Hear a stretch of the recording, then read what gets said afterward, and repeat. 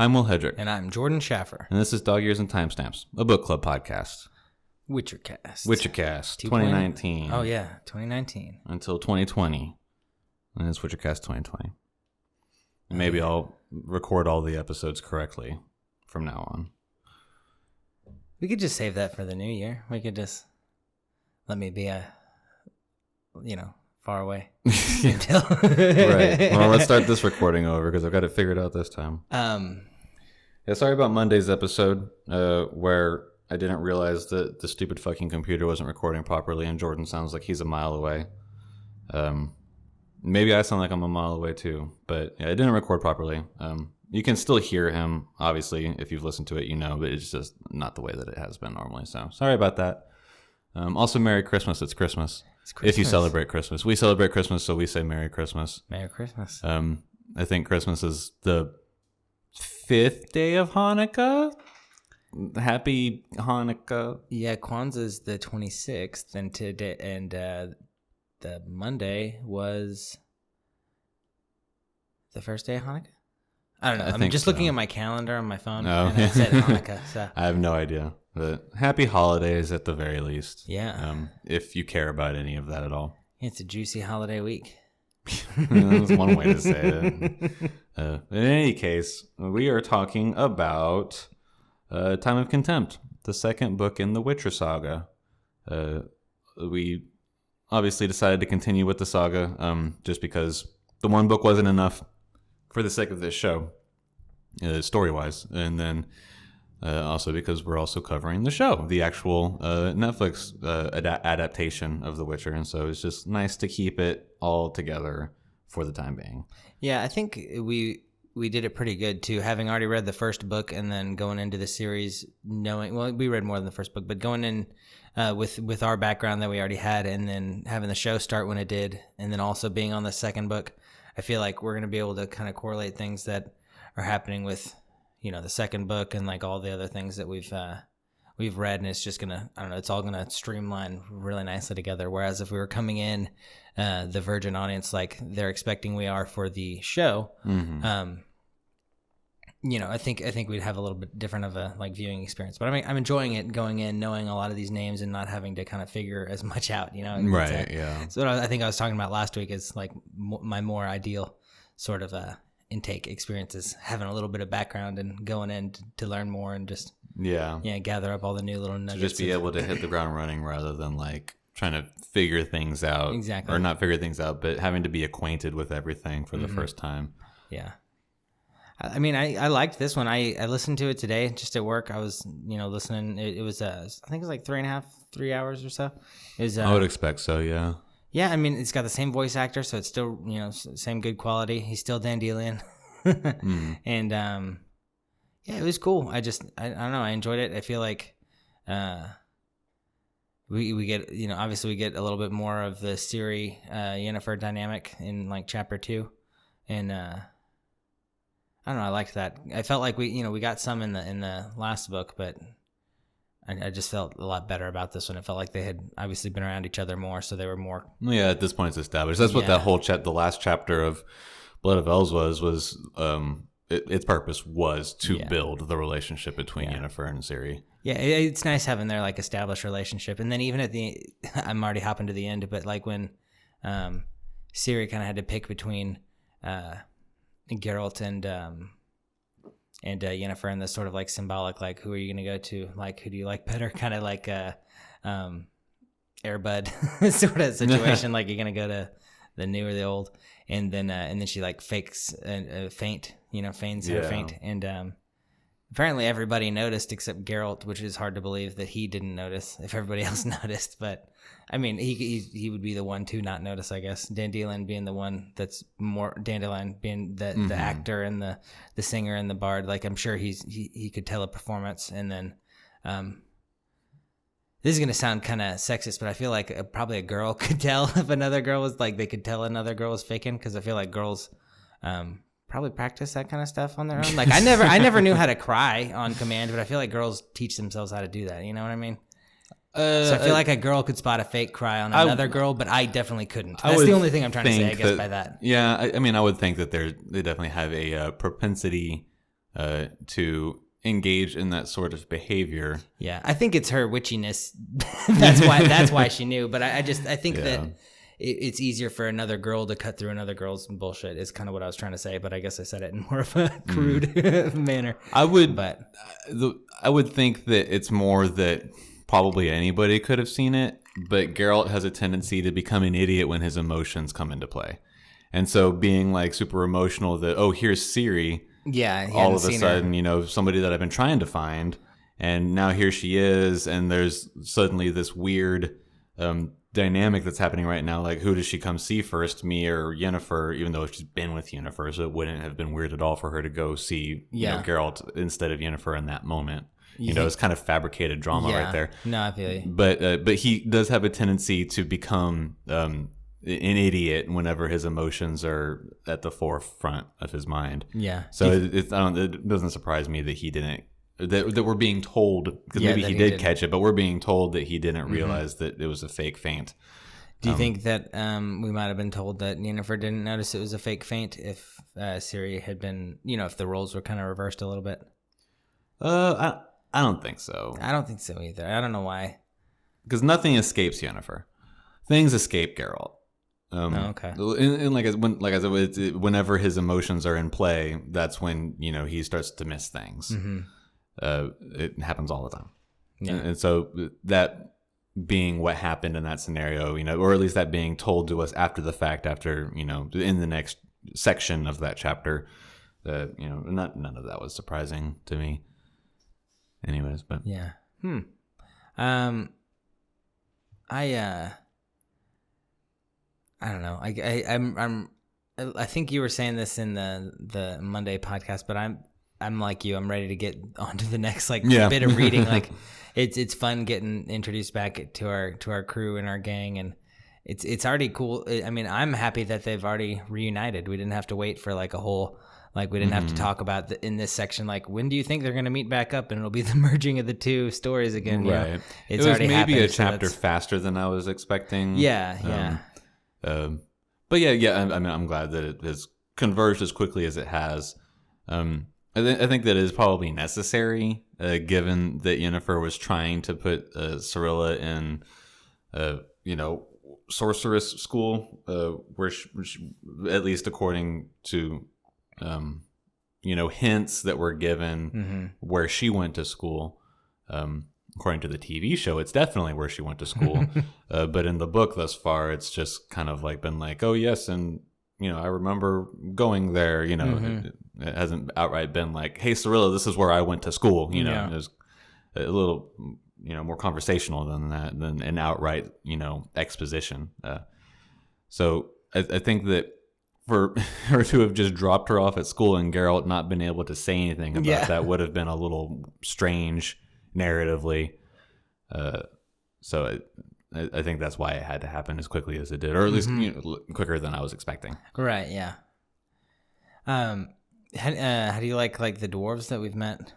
I kind of like her dwarf buddy that took her around town. I forgot his name. So no, he wasn't how much a dwarf. Could I like him? He wasn't a dwarf? No, the kid was a human. Oh, I thought he was a dwarf. They explicitly said so. They went to relative pains to do so. I remember them talking about you'd let her go around with a dwarf.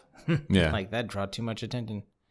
So I just was like, whatever. I mean, he works for this dwarf. He must be a dwarf. Right. But no, it is a human kid. Okay, I was wondering why they went through all the pains of talking about that crap, and then he was still a dwarf. Right. Yeah. But yeah, I think the only dwarf that we've met is the banker, the one that Yennefer is longtime friends with. Evidently, she helped save his family however long ago during the pogrom that took place in their city, at least. So I mean, he seems like a pretty standard head banker dwarf character. Yeah, and dwarves have a good old long memory. I can only imagine this banker dwarf has this long list of people that owe him money, his debt right, list. Yeah. I liked our little dose of Yennefer magic when she was going in there. How she did this I can't even remember. She drank something, right? And she drank like an elixir that made her like. No, her perfume has an effect. It was the perfume. The lilac and gooseberry thing. That's what it was. Lilac and gooseberry. Yeah, I remember. It just smells like that, but it itself is also a potion that has some sort of magical effect that, you know, helps to bewitch people around her. Yeah. Know? And then Siri was also wearing the amulet of like overlooking, right? Where you can't. Well, she had she did. She was given an amulet whenever she went into town, which so I guess she wasn't wearing it yet, but do magic because it was like a well of power, and all she had to do was then do the incantation to be able to become invisible. But not like really invisible, right?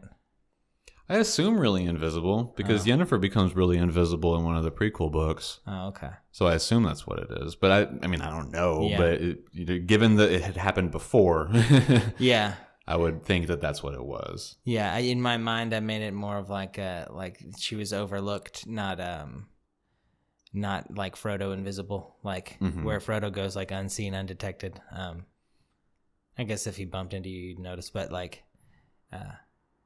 I guess that's the exact same thing. Like you can't see them and they could bump into you and you'd notice them, but otherwise you don't. Yeah. Then, it's the same, effectively the same. Yeah. So, I mean, how many chapters? So we only read 2. I need more. I want more. I mean, we didn't have a whole lot of Geralt time even. I mean, I'm trying to think of what all we even did with him. Because he was really not much at all. I don't think that we see Geralt until right before they reunite. Was he? Yeah, wasn't he in the first chapter? I thought he did something very minuscule. I don't remember doing much with him, if anything. Yeah, I feel like I remember it being Ciri and Yennefer on the road, and then. I mean, God, I just read it this morning. I know. I read everything this morning. I'm pretty sure it starts with Yennefer and Cirilla on the road, and then coming to the town that they end up in. I don't remember the town's name. It's been a really long day. Yeah, but yeah, I don't think that we see Geralt until the point of right before reuniting. He's on whatever mission it is for the halfling farmers. To find and kill whatever it is that is, evidently torturing them. It's a time of contempt. Yeah. Right. Oh, no, we do see Geralt in a city. He's talking to the other Witcher who's got a really difficult name that starts with the C. It's like Corvigrad or something like that. And as we get some exposition about Reince, the assassin guy. Oh, yeah, okay. So that's what we do time with Geralt before. But yeah, basically we get to that point. Yeah. Yeah, basically nothing. Yeah, pretty much next to nothing. He kills like a couple of monsters to get some money to then go pay for those services that he had enlisted that other Witcher for. And then we move on to Ciri and Yennefer. We also spent a little bit of time with some royal messenger just so that we can get some political exposition. Oh yeah, that was kind of interesting the way they had to go into describing like the little like like internal struggles like with the command, like the kings typically would let like the mages and sorcerers and stuff like take their letters and like send them magically. And then, but now they're having a bit of like a trust issue with their well, magical... as we know, because in the last book, whenever all the kings meet up, they're like, they're trying to figure out what to do about Cirilla, like, because they know that Sintra is kind of a pivotal point for, revitalizing the war effort against Nilfgaard. Yeah. But they don't want the mages to know about that. They're trying to like separate themselves from the Brotherhood politically, or not like separate themselves, but they don't intend to let them know about some of the plans that they have. And so, yeah, they're no longer using mages for all of their secret messages in the same way that they had been. And so that's why we get the point of view of a royal messenger, so that we can continue that royal, political exposition. Certainly for it starting out this new novel, Yeah, it was kind of they fun can hopping get caught into up to the political environment that's going on at this time, because this is months after the last one ended or whatever it is, you know. Yeah. It was kind of fun just hopping into that character's, point of view and, of the royal messenger and like and taking so much pride in his job that's like kind of almost frowned upon. I feel like not frowned upon, but just like looked, kind of Relatively obsolete. Yeah.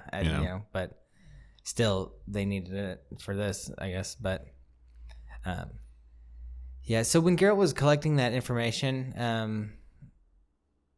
it was like, what was he doing really? Like, it just kind of felt like he was trying to figure out something about Ciri, but not like, but also like cause unrest and like, so I don't know. It felt like it was all. Well, the mission that he gave to that Witcher was who is Reince, who does he work for, and protect Cirilla, were like the objectives that he gave to that other person. And that other Witcher. And so that other Witcher is someone who just kind of makes things happen. Whether it's research or getting someone out of jail or, just all kinds of kind of like shady business. Yeah. And so what he spends a lot of time researching and trying to track down, Reince and his backstory and who might be employing him currently and all that. And then on the effort of protecting Cirilla, they decide, well, we can probably the most effective thing that we can do is to put out the rumor that she would not be a legitimate heir to the throne of Cintra, and so therefore is not worth finding for the the powers that are trying to find her so that they can control her and have control of the throne of Cintra. Yeah, giving her no value. Yeah. Because even though she has the value, they're just, taking that away from her for so her that safety, she's no longer a target. Exactly. Okay, okay, that all makes sense. I get that. Huh. Well, how do you do that? How do you I guess you just got to convince them that she's not important, like not related to the throne. Well, they spend like 2 or 3 paragraphs describing exactly how they do it. And it's got something to do with the means that Calanthe went to try to ensure her rule, and how all the moves that she made ended up being a worse, less worthy decision for the kingdom. And so because of that, it's like she was doing things illegitimately because the law of Cintra is that a female can't ascend to the throne. It always has to be a king that rules. And so, they were trying to find like little legal, nitpicks that would make it so that Cirilla would not be worthwhile targeting for placing upon the throne, because she wouldn't be legitimate for these, myriad reasons that they were trying to find. They're trying to piece together a case. If this was like a court of law, they're trying to piece together a case that is pretty flimsy, but what else can they do? That's what I was about to say. We'll see how well that holds together, how well that works. Certainly, because Geralt refused to use the decoy option, where they had found some other girl that fits the description of Cirilla, and they were going to let her be captured and killed. And so that they can be like, all right, well, we've killed the lion cub of Cintra, so we don't have to look for her anymore. And Geralt was like, well, I'm not going to condone that. So then they have to go down this more kind of amorphous political path. So. And Geralt needs to loosen up a little bit. Yeah. Man, it's hard to even know what to, like to try and predict what's going to happen. Like, I don't even really know.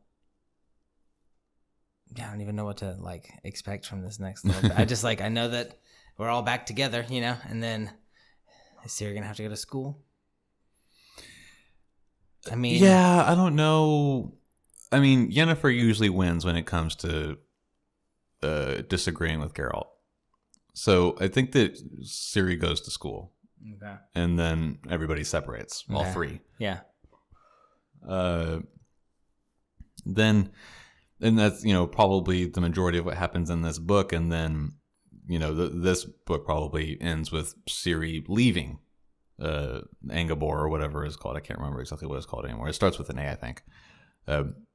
leaving the school, having gained some knowledge and skill, Geralt has some adventures, mostly, dealing with Reince and trying to, learn more about him and whatever his aim is, who it is that employs him. Is it actually the Nilfgaardian crown? It is.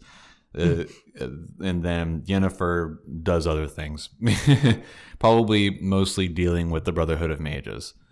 And I think that's probably all that really happens in this book, is that, Geralt finds more stuff about Reince and the Nilfgaardian aim. Yennefer deals with the Brotherhood.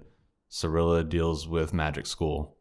And then either escapes or is withdrawn because things escalate, Yeah, I really just want to go to Magic School then. Well, if it's anything like the show, it's not fun. Yeah, no, I know. It doesn't look like it'll be fun. That seems like the most exciting thing. Like either going to the Magic School or everybody doing something together. But I can't think of what that would be. So it makes the most sense, like you said, that they'll all split up. So I think with, all these books being as short as they are and really only hitting 1 or 2 story beats per, installation. Yeah. It makes it easier to predict where it's going to move, I think. Yeah. This one will probably have a lot of like political dynamic building and stuff because of just like, I guess, the nature of what Geralt and... Well, we're on the eve of war, so that's often when the most politicking happens. Before? Oh, yeah, absolutely. Not after, when everything's all settled? Nah. They make all the new rules? Okay. Considerably less exciting politicking. Yeah. I don't know if this saga ends with the war ending or after. I don't know that much yet. The war definitely starts at some point during the saga. Yeah. Has to. I don't know how far along it gets, but I'll tell you how it ends because of the games. Yeah. But oh, is that going to be a spoiler for me when I start playing that game? Possibly. Oh, well. It won't. No, it's not going to bother me. I am looking forward to playing the games. Yeah. Yeah, that'll give me like a real hardcore like knowledge, I think, of what's going on. Of like the, I think what I'm going to do is I'm going to finish the books, and then I'm going to rewatch the videos for the first and second game, and then get back to playing the third one. I think that's what I'm going to do. Nice. Yeah, that's a lot, dude. That's a lot to get through. Yeah. For the game. Yeah. I've got other games that I need to play before I get that far anyway, so hopefully I can somehow make it time out effectively. Yeah. You're already playing The Witcher 3 right now, right?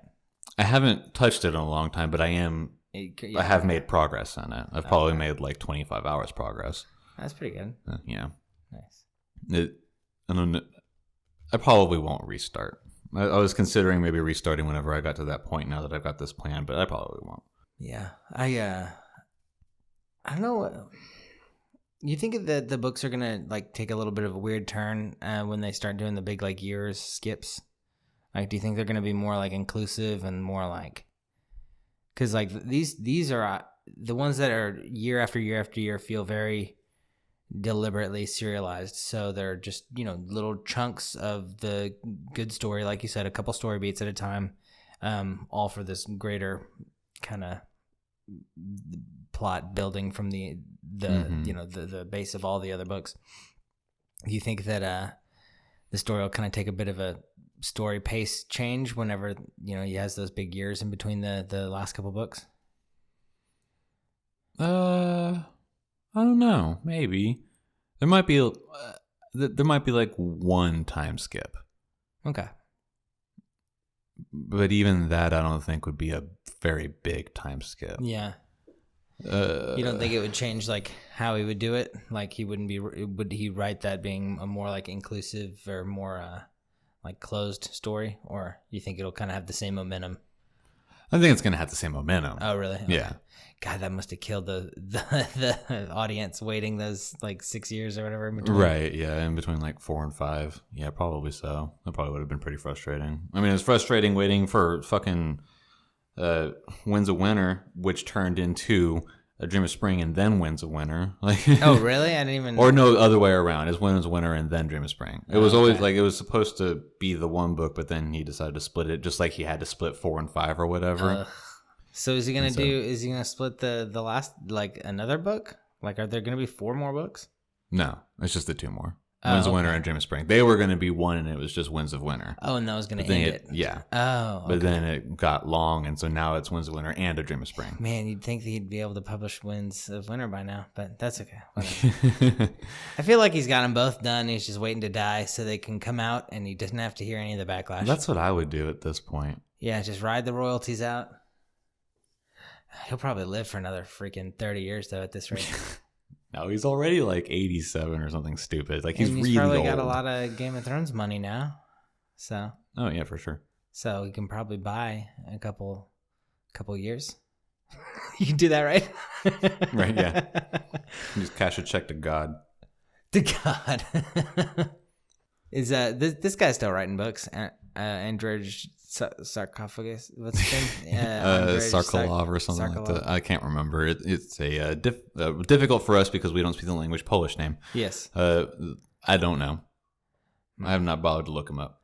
Yeah, I haven't either. I just, ever since, I guess you told me that he didn't like the games. Yeah. I kind of thought like, I don't really need to know that much about this guy. Right. I'll just take his books for what they are and play the adaptations. So. Right. Yeah. Yeah. Aside from that one story of him being kind of like a huge jerk to the game developers, I didn't bother looking into it very much. For a really long time, I didn't really expect that I would read the series, and so it's kind of like a completely meaningless storyline for me. It was just something that I had heard about the interaction between the game developers and the author, that it wasn't very pleasant, and I was like, oh well, that's an interesting anecdote in the gaming industry history. And so, thinking that I was never going to read anything, I was like, well, I don't need to research him any further to see if he wrote anything else or anything, so I've got no idea. I would imagine so, but I've got no idea. So, when we saw Siri do the, like, kind of clairvoyance, it was hard for me to figure out what, like, triggered that. Did it seem like anything triggered it, or is just, like, talking about it? It seems to just come for random reasons. Okay. But it seemed to have done that the whole time, going back to the last book as well. And I don't remember if she ever did it in the prequels either, the couple of times that we see her. But it's always been it seems to have just been like totally random. Yeah. Or as convenient as is needed for the plot to progress. Yeah. I mean, this one was pretty interesting to me just because it felt different in the sense that maybe it was, it seemed like she really read into this kid's future a lot more than maybe I had noticed before. It was the other ones that I had. The other time I was thinking of specifically was when she cut herself with the flower, and then she saw that like everyone was getting attacked at the caravan, so they had to like rush back. But yeah. So because that was just sort of like seeing. It definitely has to have moment. Like something that ties in to what it is that's happening. Yeah, because they were talking about that, and then because like the flower is related to the elves, and it's the elves that attack. She has the prophecy for the royal messenger pretty much right off the bat of this book, and that's because she's interacting with him.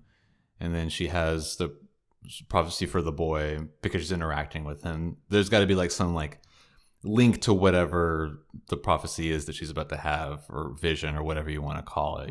Like there's got to be. She's not just having random visions of, someone from across the world or something like that. Like there's always a link of some degree, even if it's just that they're present, I guess. But really it's just so that we can see that her powers are manifesting. Yeah. More than anything. When's she going to lose her virginity and get really good at magic? and then presumably be able to control. Well, as Yennefer said multiple times, in the previous book, it's a complete myth that's a requirement. She doesn't know. She's still a virgin. No.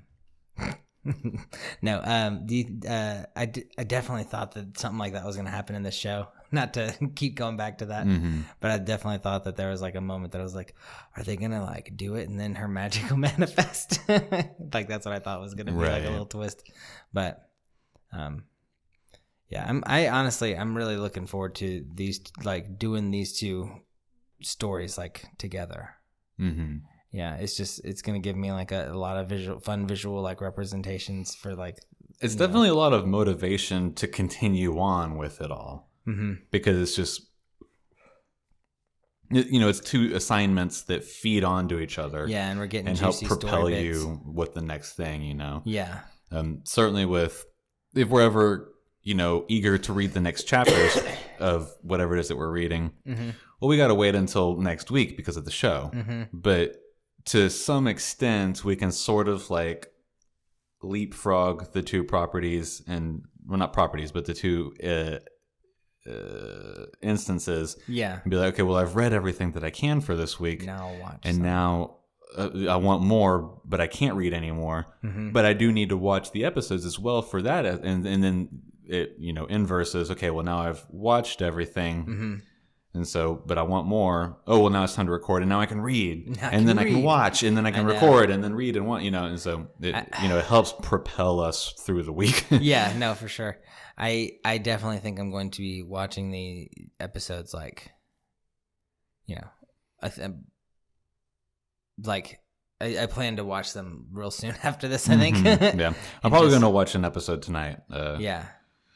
Once I need to cut Monday's episode for the show and get that posted, because we said that they would come out on Mondays, and then I don't really have a whole lot to do, and I don't really have a whole lot of energy to do anything else. I need to fold some laundry, but that's about it. So I think I'm going to at least watch one episode tonight, and then off for Christmas. So I guess I'll probably do reading then. Yeah. That is kind of fun too, that we've read a bunch about this story from the last episodes. 3 books. Yeah, and then now we're getting this like visual for it, but we're still new to the reading story, so it's just I don't know. I know I said it last time, but I really like the way that we've decided to take this on. It's been a lot of fun. It's worked out better than not that we planned it thinking it would work out in any particular way, but it's working out better than at least that I had anticipated. Yeah, as good as it could have. I thought it would just be beneficial to keep it in the same universe when we had the opportunity to, but I didn't have any expectations for what that would mean. Yeah, it's turning out that it's just helping. Not that it wouldn't be exciting to continue regardless, but I think that it is enhancing the anticipation of whatever it is that's next. Yeah, definitely, I agree, and I like that even though it does feel like a story that we already know from the Netflix series, the Netflix series feels like a story we already know, but we're getting new tidbits that we haven't yet read that maybe we'll be reading soon. Like I don't know if maybe we'll get some sort of crossover. Like if Siri does just go straight to wizard school, then are we going to get some crossover to what we just saw in these last couple episodes, or this last episode of the show, or is it going to be completely different because obviously Yennefer was going through some different stuff. Right. So there's also potentially like a couple 100 years apart. Very true. Yeah. No. So we don't have an exact age for Yennefer, but we know that any given sorcerer or sorceress could be a very old sorcerer or sorceress. We know that Triss is younger than Yennefer. That's the only sort of relation that we have that we could try to infer age on, is that we know that Triss is given to be quote unquote much younger than Yennefer as a sorceress, though. So she could still be like, Triss could still be like 50. Yeah. But young for a sorceress is the way that they describe her. And so if Yennefer's older, that makes Yennefer, at a minimum, I think like 85 or something like that, just to put like a round number on it. Yeah. But how old do you think Geralt is? I think Geralt's probably like in his late 60s at a minimum. Yeah. I don't have anything really hard evidence for that. No. It's just total conjecture from very small and maybe not even intended clues, So I have no idea.